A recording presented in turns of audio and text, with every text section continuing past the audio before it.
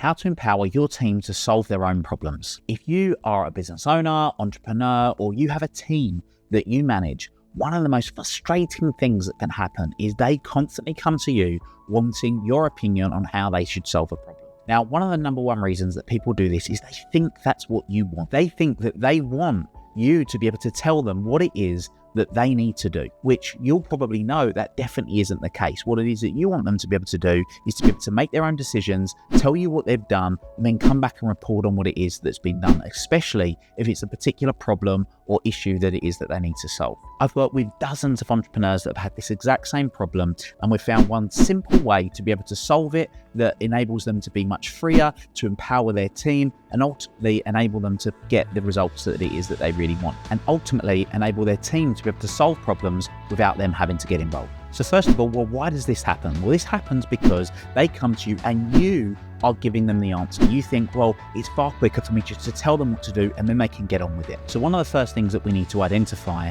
is it a training issue?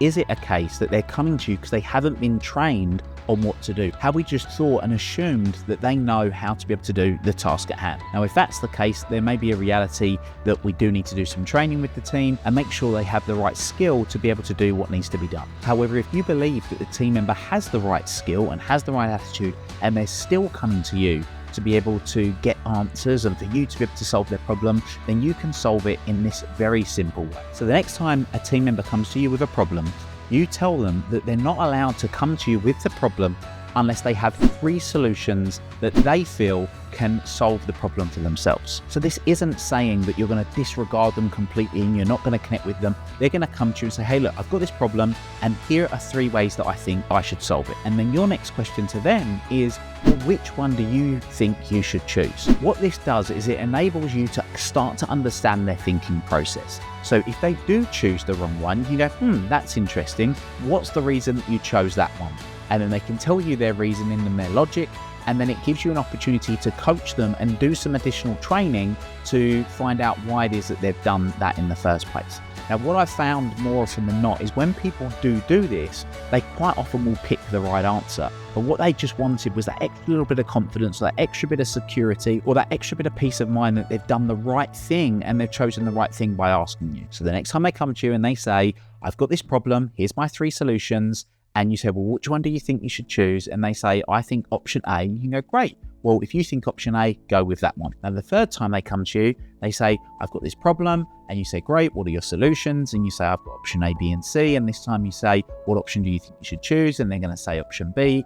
And then you go, great, we'll go with that one. Then the next time that they go to do this, they'll start thinking to themselves, every time I go to Will and I say, I've got this problem and here's my 3 solutions, he just tells me to pick the option that I think I need to choose. He just says to me, pick the option that I think is right. So do you know what? I'm not going to ask him anymore. I'm just going to do it, because what you're doing is you're putting in resistance. That little bit of resistance is causing them an issue, because you're just saying to them, go with that option. If that's what you think, go with that option. If that's what you think, go with that option. And what you'll find over time is you're weaning people off of the you drug. The you drug of coming to you for that validation, for coming to you to get that confidence, coming to you to get that peace of mind, and you'll find they'll become far more empowered and they're able to make their own decisions. Because you and I both know you would much rather for somebody come to you and say, hey, this problem happened, but don't worry, I've dealt with it, I've done X, Y, and Z. That is far better than every single time someone coming to you and saying, I've got this problem, I need you to help me with it. It removes you from being able to be the bottleneck. So the next time someone comes to you with an issue, give it a go. You'll be amazed at the difference that this can make. If you found that helpful for your team, I think you're going to love this video about why the absence of praise feels like criticism. Go and check it out. I'm going to be sending a free copy of my book, North Star Thinking, Master Your Mindset and Live a Life You Love, to someone that comments on this video. And if you're loving this video, then hit like and subscribe to get more.